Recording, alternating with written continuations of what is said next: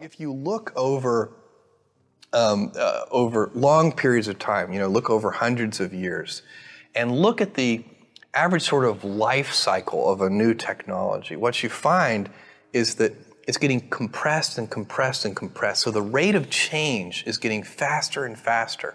Every decade that goes by, there are sort of more important discoveries per unit time than there were in the previous decade. And a lot of these discoveries tend to have two uses. I mean, technologies tend to be agnostic with respect to whether they could be used for good or used for evil.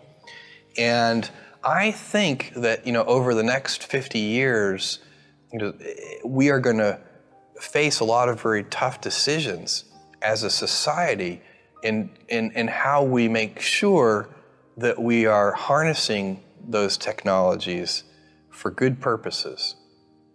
I think liberty, giving people the freedom to, as long as they're not hurting somebody else, do what they want, is super important. I think it's the core essence of the American dream. And I think at times we as a people get confused about it. I mean, I think one of the things that you see come up in various places, and people talk about it under different labels. Sometimes they talk about it as a lack of personal responsibility and other kinds of labels. But what it really is I think people should carefully reread the first part of the Declaration of Independence, because I think sometimes we as a society start to get confused and think that we have a right to happiness.